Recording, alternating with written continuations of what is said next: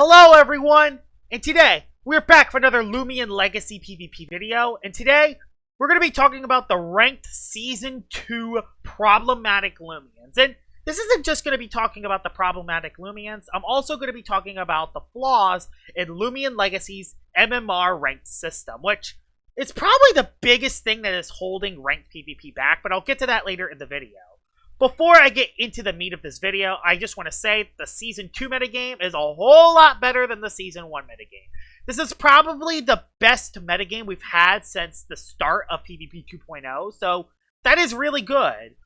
So before I talk about the problems of the MMR system, let's talk about the Problematic Loomians first. Don't worry, this will be a lot shorter than the last video.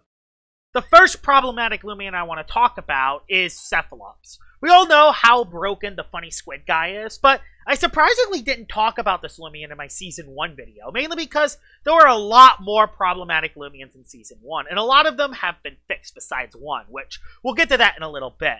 We all know that Cephalops is very broken. Amazing base stats, high range attack, Bloodsucker, Soul Drain, you win every battle. You just click Soul Drain and you win. You click Soul Drain and you win. That's what Cephalops can do, and it can absolutely destroy teams. The thing is, it is very one-dimensional, even though it does have support moves and Hypnotize and Icicle Traps. And this Loomian will get nerfed going into Season 3 with it losing Frostbeam and it having Parasitize, but even with the nerfs coming in Season 3, I feel like Cephalops players are going to adjust by them running more Icicle Traps or adding Loomians that can help support Cephalops against incoming bug types. Cephalops is a very powerful Loomian, and the fact that this Loomian did not get banned at any point of Season 2 is very frustrating because every PvP player knows how broken Cephalops can be with its broken ability in Move and Soul Drain. So, yeah, it isn't even just that Cephalops was allowed in the meta, it's how it wasn't even considered a ban. Because at least in Season 1, Loomians got nerfed, like Sober's Crackalolo and Servlin did get nerfed, but the fact that that did not happen for Cephalops in the season is kind of frustrating in the way. Hopefully, after the season ends, hopefully it losing Frostbeam will definitely be a good nerf for it, but we'll see. Only time will tell.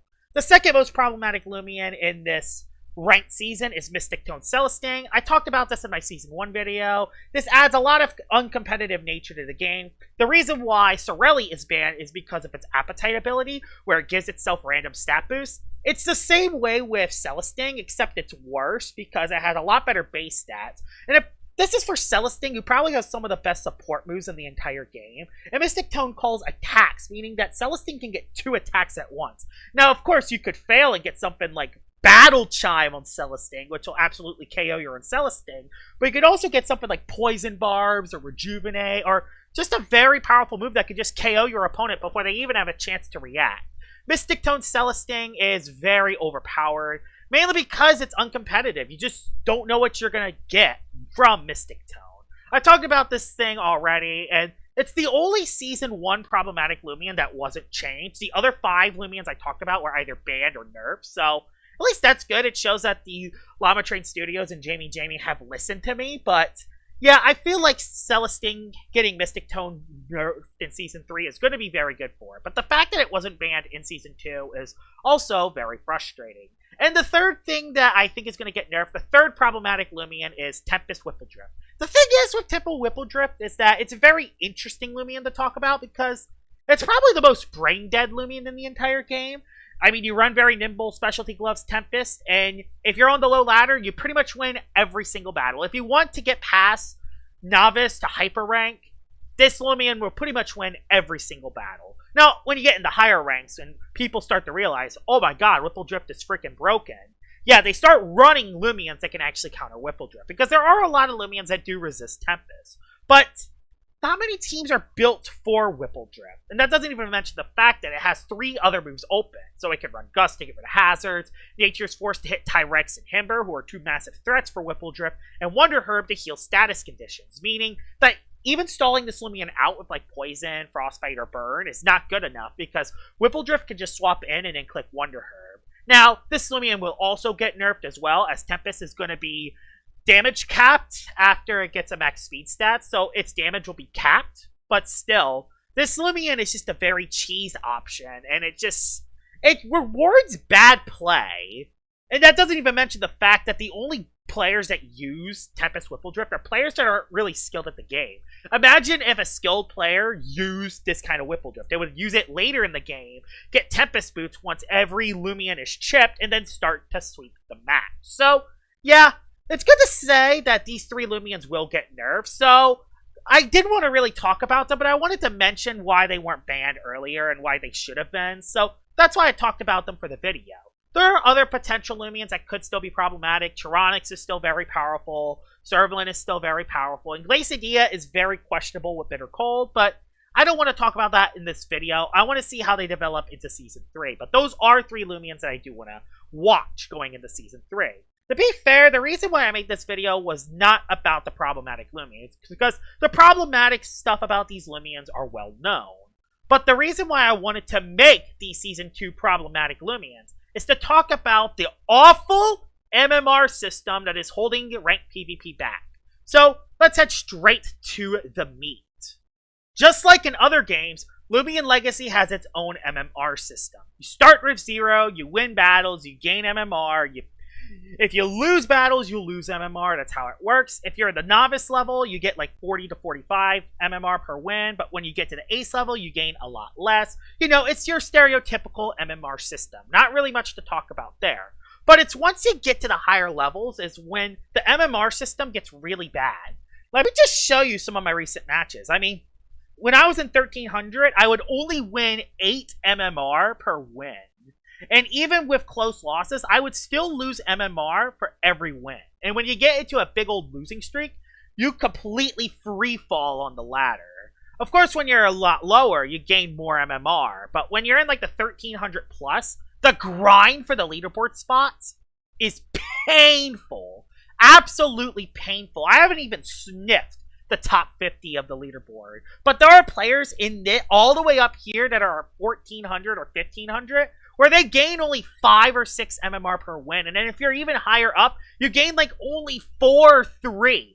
It gets down to the point where winning 5 battles and losing 1, you gain no progress. The MMR system in the higher levels is absolutely stupid. It shouldn't be that hard to actually gain MMR.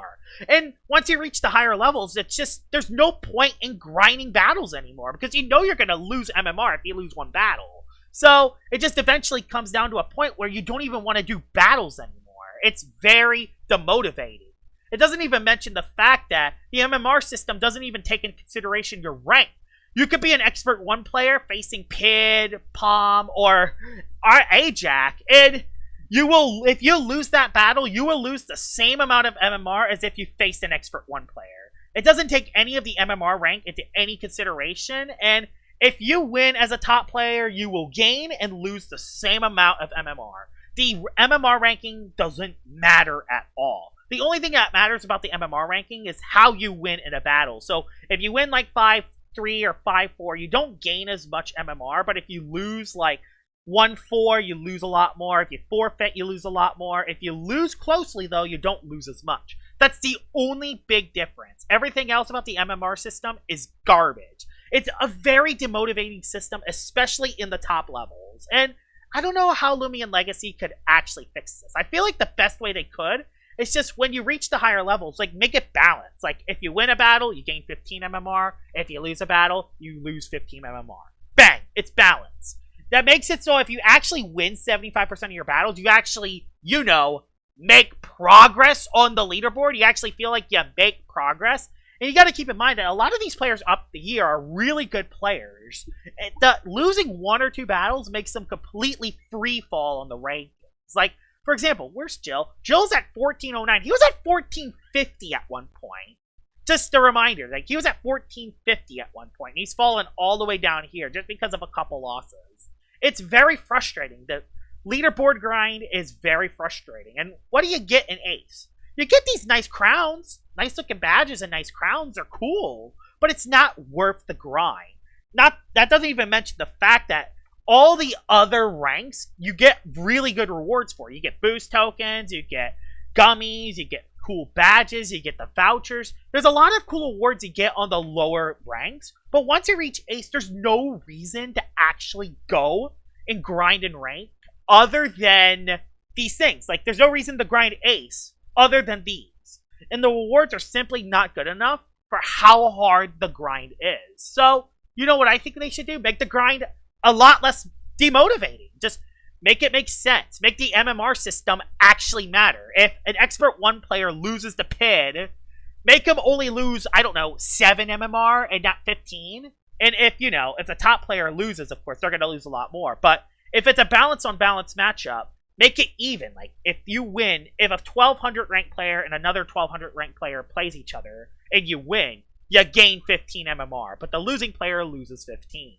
Make it more balanced, so if you have a situation where you do win three out of every 5, you should be able to make progress. Because right now, when you are at the higher levels, you lose so much more rank than actually gain. Like, once you get to the 1600s, you gain like only 3 or 4.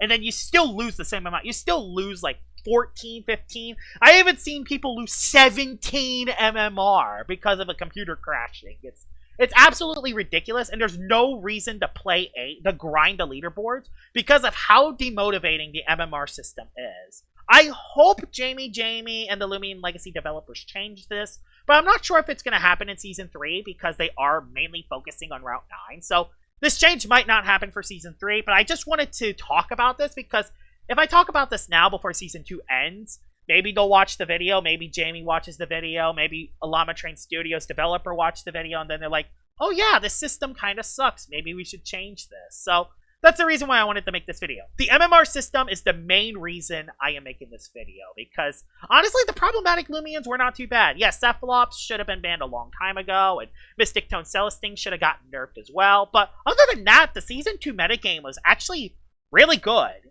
I wouldn't want to say amazing, but it was probably the best metagame we've had in a long time. So it's going to be very interesting to see how the Season 3 battle changes turns out and see what that metagame will look like. Hopefully, with a way better MMR system. So, yeah, that is my video. That's the video on the Season 2, Ranked Season 2 Problematic Loomians. I hope you guys enjoyed this video, and I will see y'all all later. Bye-bye!